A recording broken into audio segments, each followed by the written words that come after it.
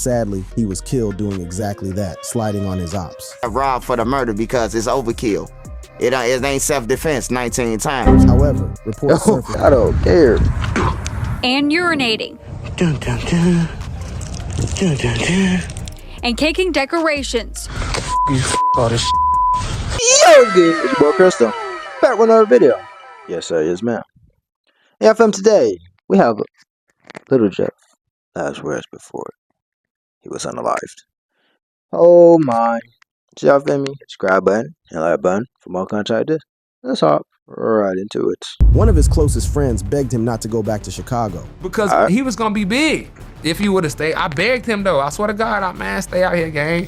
But it turns out Lil Jeff was addicted to internet clout, and trolling his ops, both dead and alive, got him all the clout he wanted. I mean, even his mom was on social media cheering him on and encouraging him to slide on his ops. But he didn't know when to quit, and soon he joined King Von in attaining serial killer status, and he became a master troll just like Julio Fulio. And Corbin, they let Corbin get kidnapped, man. That shit crazy, man. The Corbin. Got this stupid kidnapped. They found a bones. But despite his tough act, his last words on the day he died will be remembered by his ops and his fans, and they are nothing short of sad and blood-curdling. Lil Jeff's last words. Chicago has seen numerous rappers die before they could reach their full potential, from L.A. Capone to FBG Duck. Each death is more tragic than the last. So when Lil Jeff was pronounced dead on June 8, 2024, the Chicago drill scene was brought to a standstill. On his last day alive, the rapper was busy doing what he loved best. He promoted his music, flaunted cash, smoked a blunt, and played with guns. But there was one other thing that he loved doing, and sadly, he was killed doing exactly that, sliding on his ops. If Jeff would have been asked, his was a happy ending. But to his friends, family, and fans, it was a sad way to go. And immediately after his death, internet detectives were quick to piece together his last moments. Turns out, one of the last times he would be seen alive by his fans before he was murked by his ops, he and a few of his homies had stopped at a gas station. Fellow rapper Vert took to his Instagram stories to share a photo of himself, Lil Jeff, and a third person hanging out at a gas station. In the photo, Lil Jeff is seen wearing a blue hoodie and gray jeans, seemingly distracted by something beyond the camera's view. Vert captioned the post, "In the hood, we good." Tragically, this would be one of the last known images of Lil Jeff. The next time he was caught on camera would be the final time his fans would see him alive, because the next morning, popular journalist Kyle Mazza broke the sad news on his X account saying, "Unidentified male victim shot and killed in Chicago, Illinois on June 8, 2024. Spot News reports that the victim killed is Chicago rapper Bloodhound Lil Jeff. His post detailed the harrowing incident, stating, "At approximately 5:14 p.m. Saturday afternoon on the 6600 block of S. Rhodes Avenue, a male victim, John Doe, was near the sidewalk when he was struck in the chest by gunfire." The report further explained what followed. The victim was transported to the hospital where he was pronounced dead. There are no suspects in custody. A large number of shell casings were located at the crime scene, and it wasn't long before CCTV footage of the rapper's death found its way onto the internet. The minute-by-minute chain of events was wild. The surveillance footage from the 6600 block of S. Rhodes Avenue captured a group of individuals near a house and several parked cars. Among them were Lil Jeff's homies, the ones in the black car, the person dressed all in black, another in red, who was later identified as Q50, and one wearing a white hoodie. Meanwhile, a man in yellow shorts was seen attempting to get into a car when Lil Jeff spotted him. In the footage, the door of the black car opens. It's Lil Jeff. Without hesitation, he begins chasing the man in yellow shorts. However, his figure quickly disappears from view, obscured by a large pillar of the house. While Lil Jeff pursued the target, his homies did not follow. Instead, they turned their attention to a gray car opening fire.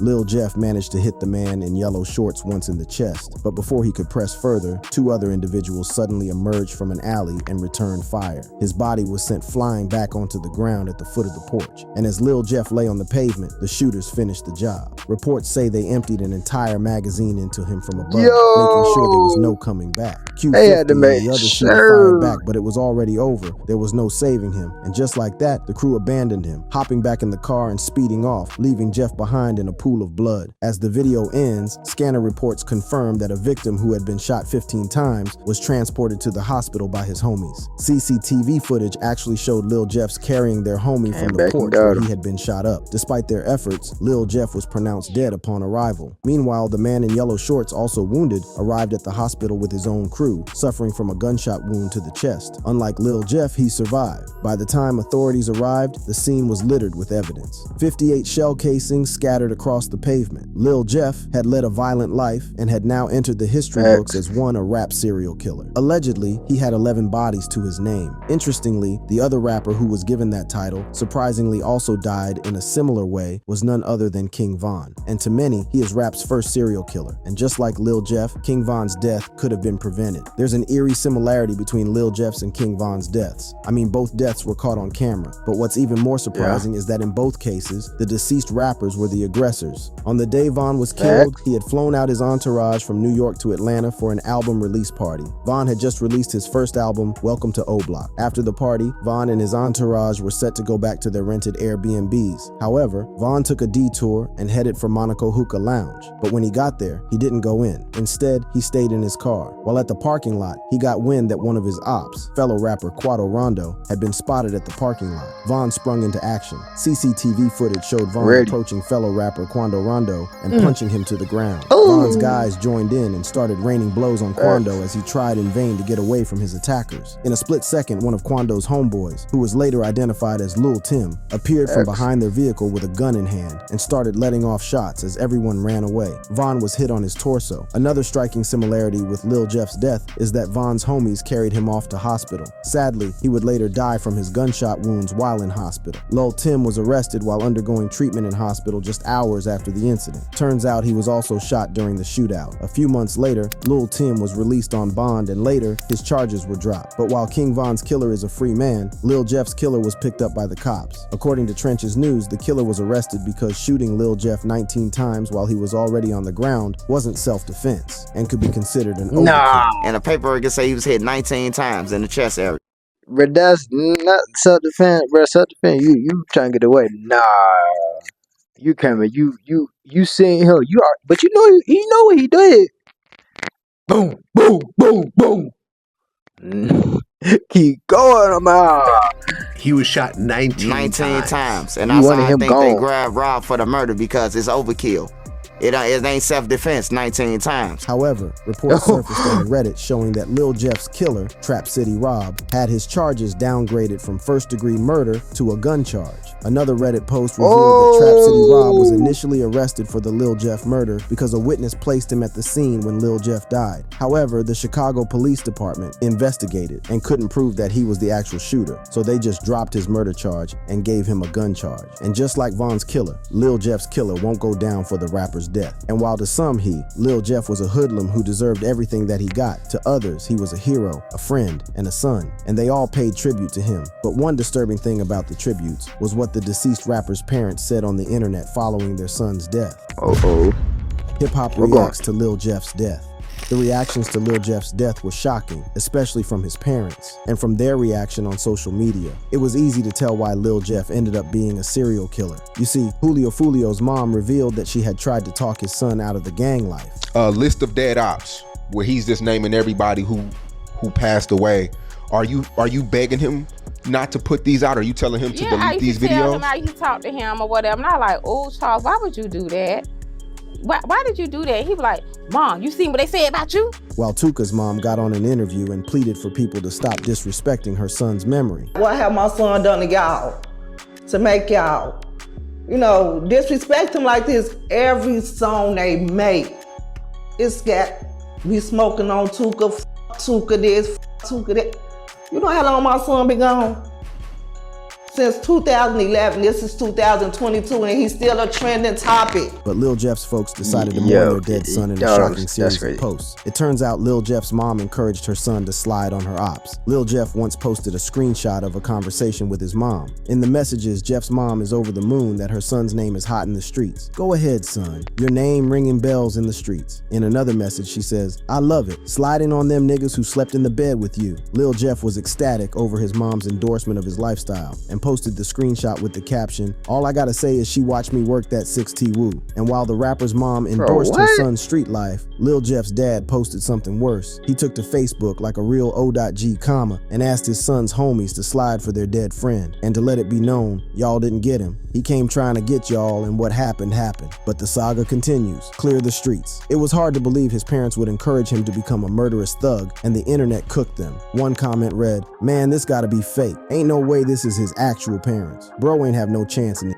Another one read, drilling while you got your mom and dad's support is a new unlocked level of crazy. His OGs some straight losers. How you happy that your son went from a high school graduate to running around these streets on BS? I ain't knocking what the he was on, cause it happens and lose they self or go cold-hearted. But to be on some brick and duck OG is some next level brain dead shit, said one fan. His homies also took to social media to express their grief over Lil Jeff's death. Lil Scoon, a close associate of the Bloodhounds, posted a series of stories following the murder, mourning his friend with the caption saying, "Damn brother, this don't feel real. And I'ma be with you real soon." Talk about foreshadowing your death, because a few weeks later, Lil Scoon would also be shot and killed in the Chicago gang war. Although Lil Jeff's homies posted tributes and heartbreak stories, others revealed that he had it coming. Fellow rapper Rico Reckless revealed in multiple interviews that he knew Lil Jeff was going to either get locked up or get killed. So a lot of calls I was getting was, man, his tweaking. I'm like, what he doing? And they was saying something he doing. I said, oh yeah, this how Chicago go.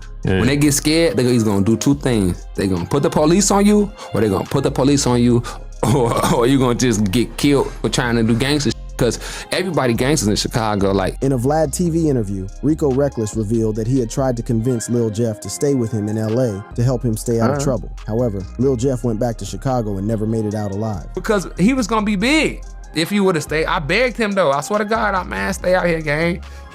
Cause they had a whole spot they was at, and I told him, like, even if you don't want to stay there, you come stay with me, man. Before you come stay at the spot with me. Turns out Lil Jeff isn't the only Chicago rapper he tried to convince to stay away from Chicago and ended up getting killed in the city. In a past interview, Rico Reckless revealed that he had tried to warn FBG Cash, but he didn't listen and ended up getting shot and killed. Cash call, he, what's up, gang? What's up, gang?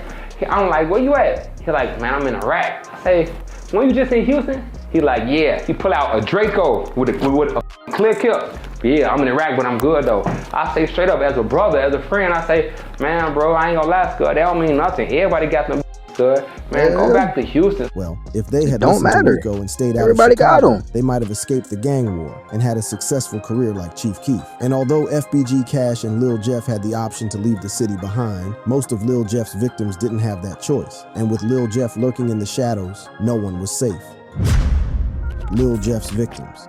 The Chicago drill scene had a lot to say about Lil Jeff, but his death also brought to the surface the pain he had caused countless families. With his death trending on social media, Redditors resurrected the memory of Lil Jeff's victims. And perhaps one of the most horrific murders by Lil Jeff was the 2024 shooting of two teens outside their school in broad daylight. On Friday, the 26th of January 2024, Robert Boston, alias Lil Rob, and Monterio Williams, alias Monty, would be attending the Innovations High School located in downtown Chicago. The two teens had no idea they were about to walk straight into an ambush. At 12:30 p.m., as students exited the school for their routine lunch break, chaos broke out. Two cars suddenly pulled up near the Washington train station. Suddenly, masked gunmen jumped out and opened fire, targeting Monty and Lil Rob. When the shooting finally stopped, Monty and Lil Rob lay motionless on the pavement, bleeding out in front of their classmates. Above the street, a witness standing on the train platform captured the aftermath on camera, the final moments of two young lives slipping away. Emergency responders rushed to the scene, but it was too late. Both Monty and Lil Rob were later pronounced dead at Northwestern Memorial Hospital. Lil Jeff went all out mocking his dead ops, throwing subtle hints on social media claiming the two bodies. The level of trolling by Lil Jeff over these two bodies was diabolical and reminded everyone of a famous Jacksonville rapper who was well known for his disrespectful antics. I'm talking about Julio Fulio. While Fulio was alive, he showed no mercy to his ops, especially dead ops. The tragic death of Corbin Johnson became a regular target for Fulio. This man got kidnapped, bro. This man got his kidnapped, like real deal, lost and found type shit. Corbin was last seen alive on July 11th, 2018. On the evening of July 13th, his family officially reported Corbin missing. The Jacksonville Sheriff's Office began their investigation, but never made any progress. Days turned into weeks, weeks into months, and months into a year of uncertainty. As the first anniversary of Corbin's disappearance approached, the family planned a memorial at Riverside's Memorial Park. However, on the evening of July 11th, 2019, a man clearing land off Utsey Road made a shocking discovery. Corbin's skeleton was found wrapped in buried, bringing a tragic end to the search. Fulio was all up on Instagram making fun of Corbin after the discovery was made. And Corbin, they let Corbin get kidnapped, man. That shit crazy. Yo. With the disrespect. Kidnapped. They found bones. Getting kidnapped like a little baby.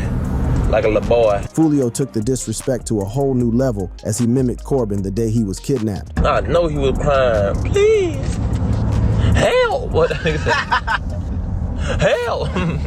Corbin's death was never solved, but word on the street is that Fulio's gang 6 Block took him out. And just like Julio Fulio, there are horrific murders in Chicago that are credited to Lil Jeff, but haven't been solved by the cops. This is the murder of 15-year-old Kidani Smith, who was found dead in the trunk of a burning car. On December 15, 2023, Chicago police and fire crews responded to reports of a burning vehicle at about 2 a.m. The vehicle was in an alley, and after crews put out the fire, they found the teen's body in the trunk. The medical examiner's report was gruesome. It turns out that the teen had been shot multiple times in the neck and chest before his body was set ablaze in the stolen vehicle. But having unsolved crimes to their names wasn't the only thing Fulio and Lil Jeff had in common. You see, when Lil Jeff was buried, his ops refused to let him rest in peace. Vert had a mural set up for his fallen brother, but not long after, Lil Jeff's ops uploaded a video of the desecrating it. Fulio, on the other hand, was allegedly the one destroying his ops' grave sites. One of the grave sites he allegedly destroyed belonged to Spaz, who was shot and killed in August 2018, and whose memory was often disrespected by Fulio in songs. The video showed someone spitting and pissing on Spaz's grave. This video, posted on social media,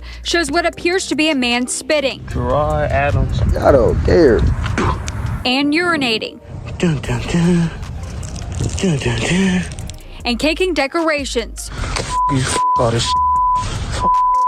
Surprisingly, despite Lil Jeff and Fulio having so much in common, the Chicago rapper and his crew hated Fulio. One of Lil Jeff's homies, Lil Scoom, outright disrespected Fulio during his DJ UTV interview. Some probably don't in their mind like that. Like, like Fulio. Man, down in Florida.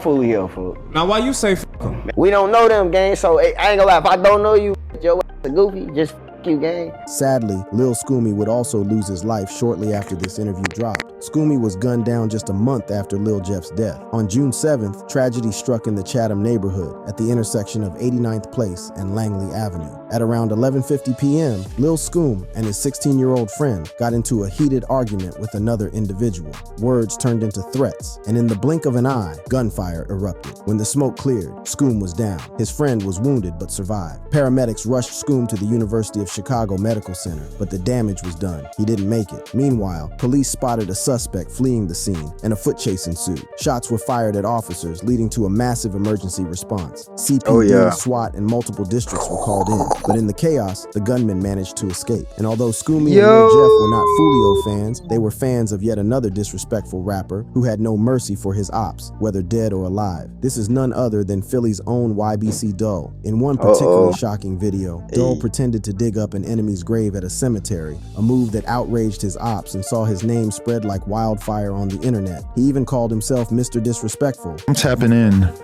with the most disrespectful rapper, person, human being on the planet, YBC Duo, aka Mr. Disrespectful. And for being the most disrespectful rapper, he was also the most hated. I saw a documentary about you that said you're the most hated rapper in Philadelphia. Is that cap? You know that ain't no bluff. Sadly, just like his collaborators Scoom and Lil Jeff, YBC Dull also lost his life in a drive-by shooting. But on the bright side, if Lil Jeff was still alive, he would have been serving time behind bars. Turns out, cops pieced together evidence in the deaths of Monty and Lil Rob, using social media posts, phone records, auto theft reports, and countless hours of surveillance video to identify the 3 shooters. And one of them was Lil Jeff, meaning he could have been arrested alongside 22-year-old Tommy Coleman, who is now charged with 2 counts of first-degree murder, attempted murder, aggravated discharge of a firearm toward an occupied vehicle, being a felon in possession of a firearm, and failure to register as a gun offender. Although Lil Jeff's story is tragic, it's not new. The pattern of gangs antagonizing their rivals in their music and having each other killed in broad daylight show no signs of stopping. Nah, they ain't gonna stop.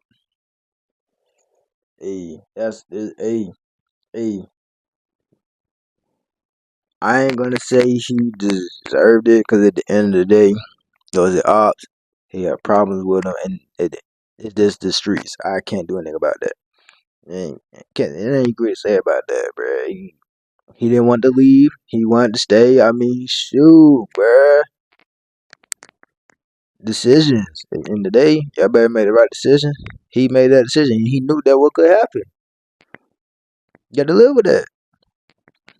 And I can live that for the rest of his life. So y'all feel me? It's your boy CRISTOREACTS out.